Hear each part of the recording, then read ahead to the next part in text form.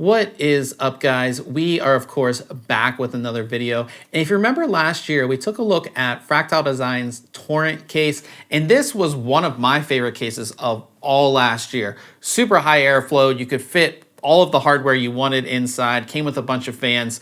The only real issue with that case is that it was huge, and if you weren't doing like a water cooling build or something like that, there was a lot of dead space inside the case. So just as I kind of predicted in that video, we have a smaller version of the case, which is the Torrent Compact. So let's go ahead and take a look.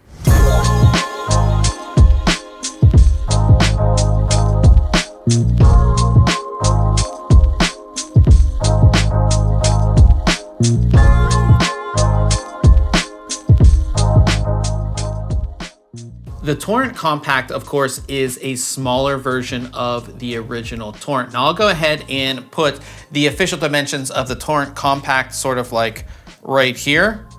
And then we'll put the dimensions of the original Torrent kind of like up here, so you can kind of see the difference. Now the big difference is that this case not only is shorter lengthwise, but it's also shorter height-wise. So that's kind of like the first time we've seen that. Most of the compact cases from Fractal have just been shorter lengthwise, but this time we're cutting down the height as well. As you can see, we received the white version of the case, which has a clear tempered glass side panel.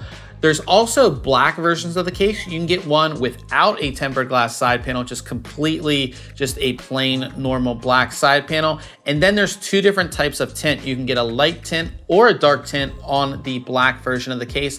And then finally, there's an RGB version of the case, which is black, but it has two tempered glass side panels, and then it comes with two RGB fans at the front of the case. As we start at the front of the case, we have that Y-shaped vent design, which really made the original Torrent stand out, and of course gives this case its high airflow design. As I said in my original review, it really reminds me of old server type cases. The vent fins are silver, which adds a nice contrast to the case and definitely makes it stand out more. Towards the bottom left, you'll find a Fractal Design logo. If you pull down on the front bezel of the case, it will easily pop off to reveal two pre-installed dynamic GP18 PWM fans.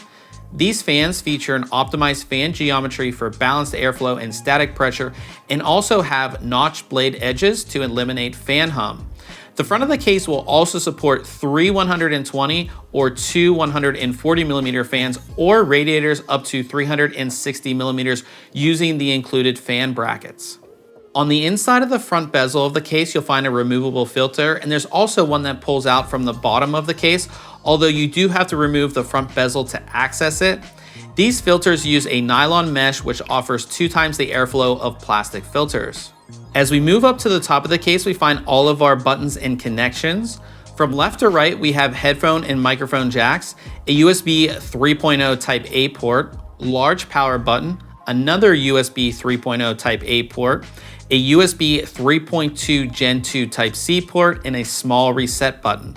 The rest of the top of the case is pretty plain with no ventilation.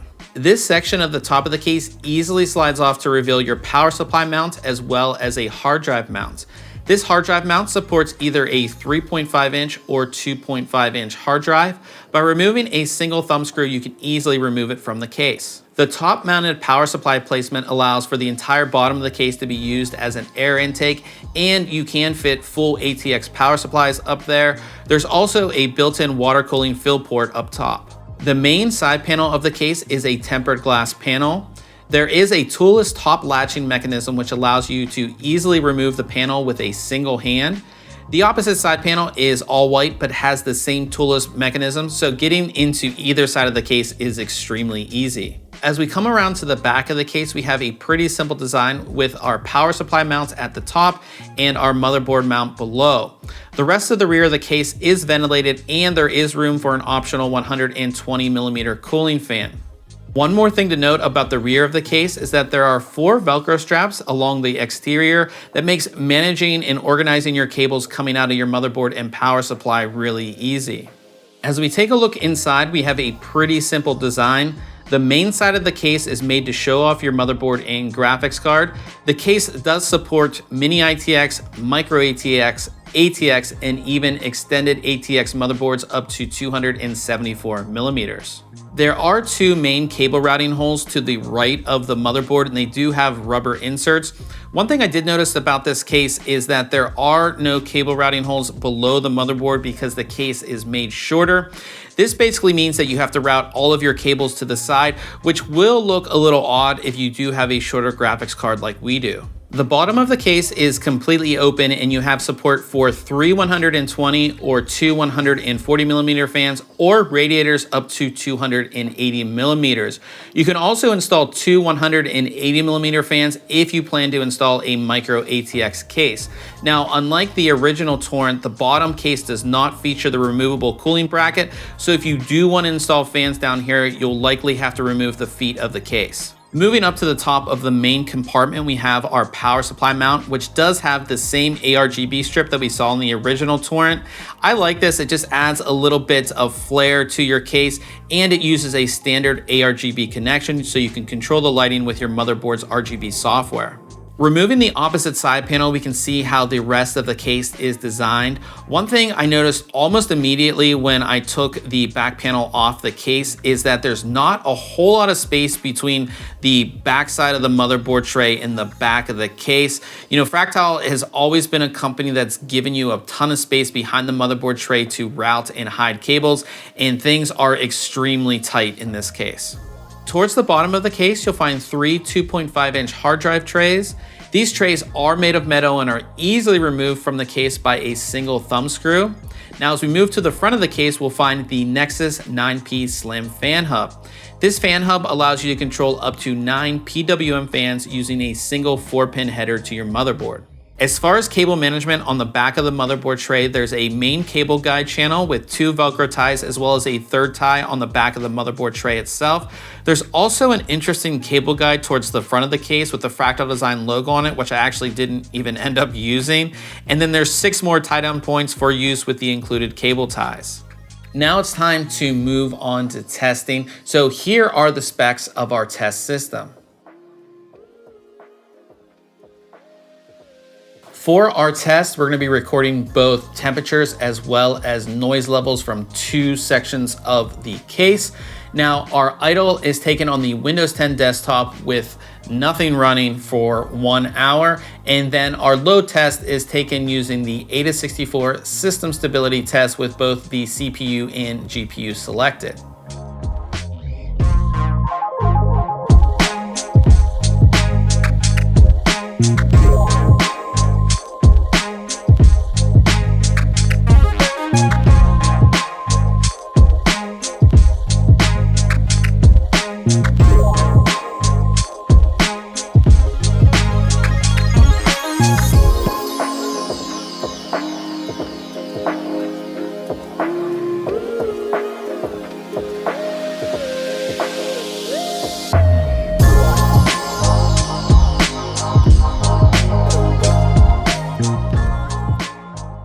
As we come to the end here, I really like it that Fractal is one of these companies that's making just smaller versions of their cases. We saw it with their Define series and their Meshify series, and now we have it here with the Torrent series.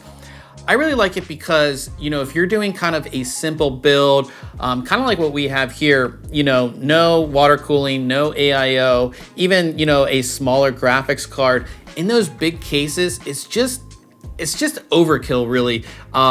You know, and there's just a lot of dead space in those bigger cases. So it's good to see a smaller version of the Torrent come out. And I really like this case. The biggest thing that I think I like about this case is that you don't lose a whole lot in terms of compatibility. You can still do ATX and extended ATX motherboards in here. You can still do long graphics cards up to 330 millimeters. And of course, you can still have full-size power supplies up here as well. So you get all of that.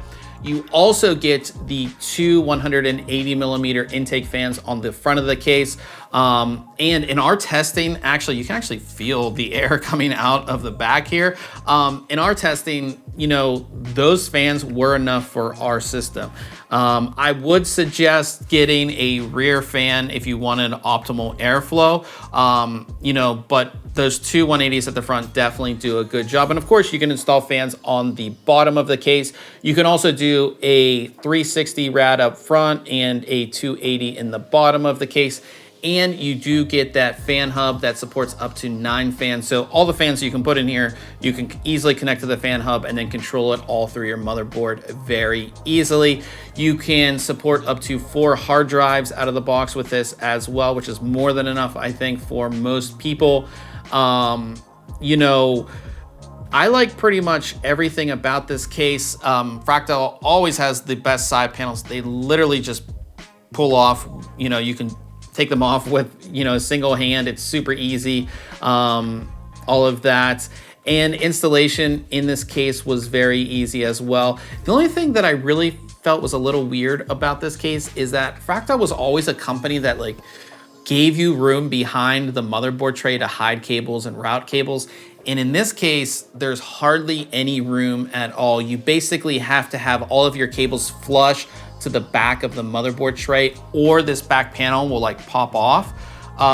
That was a little weird. And then, you know, you have to route all of your cables over to the side here because there's no cable routing holes below the motherboard because they made the case a little bit shorter. That's something to consider. It doesn't really hamper your installation. It just makes it a little bit more tedious, and it makes it kind of look a little weird. You can kind of see we have our PCI Express cable kind of going over that way, which, you know, can be a little bit weird in certain builds. And the only other thing is that on the original Torrent, we had a cooling bracket on the bottom. Here, if you want to install any fans or radiators on the bottom of the case, you have to take the case feet off. Again, just a little bit things that are a little bit different from the original, but I think, you know, for a smaller Torrent, this is a great execution. I think, again, the biggest thing is that you have that compatibility. You can still do, you know, full-size builds in this, you know, no problem whatsoever. Now, they're going to be selling this case for $149.99, and that's for the normal versions. You know, the black and white with the side panel. There's also an RGB version, and the RGB version is only available in black, but it has tempered glass side panels on both sides. Plus, it has 2 RGB fans in the front, which is really nice. And we're gonna be giving one of those away. So go ahead and check out the giveaway link in the description of this video. It will show you how to get entered. Super, super easy, just like all of our contests here at ThinkComputers. Now, if you have any questions about this case, go ahead and leave it in the comment section below. And if you enjoyed this video, I would appreciate it if you hit the thumbs up. We'll see you guys in the next video.